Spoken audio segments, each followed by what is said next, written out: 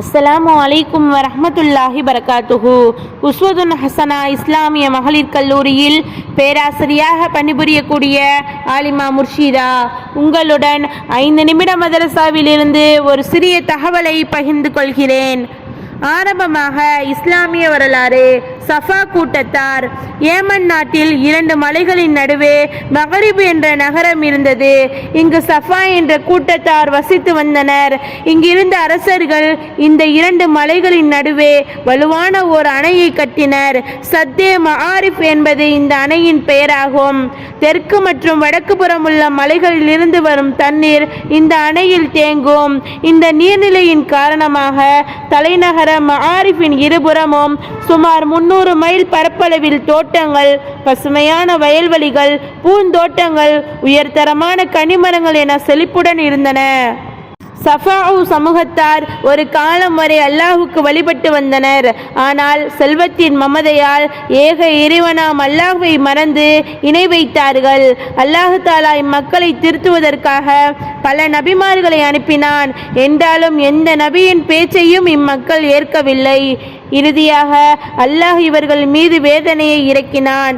எந்த அணையால் ஆணவம் கொண்டிருந்தனரோ அதை உடைத்து அவர்களின் செழிப்பான விவசாயங்களையும் விளை நிலங்களையும் அளித்தான். இது பற்றி குர்ஆனில் அல்லாஹ் கூறும்போது, அவர்கள் மாறு செய்ததின் காரணமாக இக்கூலியை நாம் கொடுத்தோம் என குறிப்பிடுகின்றான். இரண்டாவதாக அல்லாஹ்வின் ஆற்றல். உயிரினங்களின் மூட்டுகள்.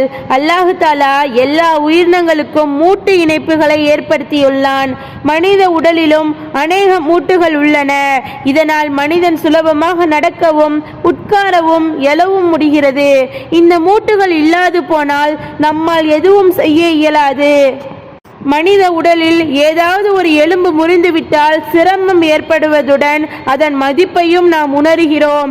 இவ்வாறாக அல்லாஹ் தாலா உயிரினங்களின் உடலில் பல வகையான மூட்டுகளை உருவாக்கி பேருபகாரம் செய்துள்ளது அவனது ஆற்றலாகும்.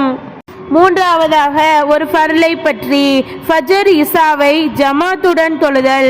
இசாவை ஜமாத்துடன் தொழுதவர் பாதி இரவு வணக்கம் புரிந்தவராகிறார். ஃபஜரை ஜமாத்துடன் தொழுதவர் மீதி பாதி இரவு வணக்கம் புரிந்தவராகிறார் என நபியவர்கள் கூறினார்கள். நான்காவதாக ஒரு சுன்னத்தை பற்றி. உணவை குறை கூறாதீர். நபியவர்கள் உணவில் குறை காண மாட்டார்கள். விரும்பினால் சாப்பிடுவார்கள், இல்லையெனில் விட்டு விடுவார்கள் என அபூ ஹுரைரா ரலியல்லாஹு அன்ஹு அவர்கள் தெரிவித்துள்ளார்கள்.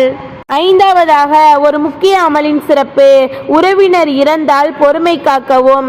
அல்லாஹ் தாலா கூறியதாக நபி அவர்கள் கூறியதாவது, எனது விசுவாசியான அடியானின் நெருக்கமான ஒரு உறவினரை அல்லது பாசமிகு தோழரை நாம் அழைத்து கொண்டதற்காக அவர் பொறுமை கொண்டால் அவருக்கான கூலி சொர்க்கத்தை தவிர வேறெதுவும் இல்லை.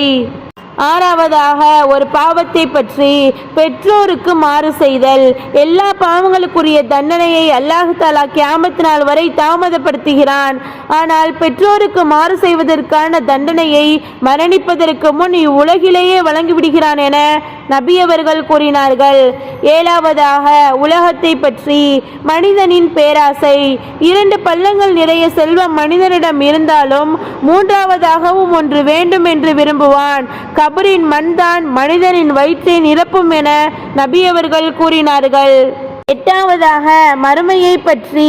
சொர்க்கம் போகிறவன் யார்? குர்ஆனில் அல்லாஹ் தஆலா கூறுகிறான், எவர் மறைவிலும் அளவற்ற அருளாளரை அஞ்சி அவனையே முற்றிலும் நோக்கிய இதயத்துடன் வந்தாரோ அவருக்கு இது வாக்களிக்கப்பட்டிருக்கிறது. சாந்தியுடன் இந்த சுவனத்தில் பிரவேசியுங்கள், இதுதான் நிரந்தரமான நாளாகும் என்று கூறப்படும். அவர்கள் விரும்பியதெல்லாம் அதில் அவர்களுக்கு இருக்கிறது. இன்னும் அதைவிட அதிகமும் நம்மிடம் இருக்கிறது. ஒன்பதாவதாக நபி வழி மருத்துவம். இரைப்பையின் சுத்தம்.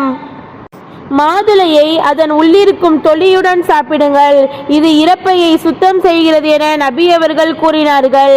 விளக்கம்: மாதுளை இரைப்பையை சுத்தம் செய்வதுடன் நாட்பட்ட இருமலையும் குணப்படுத்துவதாக அல்லாமா இப்னு கய்யிம் ரஹ்மத்துல்லாஹி அலைஹி அவர்கள் குறிப்பிட்டுள்ளார்கள்.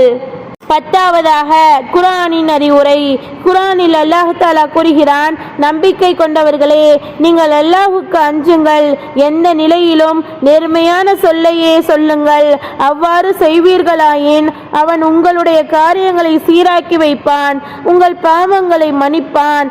அன்றையும் அல்லாஹ்வுக்கும் அவன் தூதருக்கும் எவர் கீழ்ப்படுகிறாரோ அவர் மகத்தான வெற்றியடைந்து விட்டார். அல்ஹம்துலில்லாஹ். அஸ்ஸலாமு அலைக்கும் வரஹ்மத்துல்லாஹி தஆலா பரகாத்துஹு.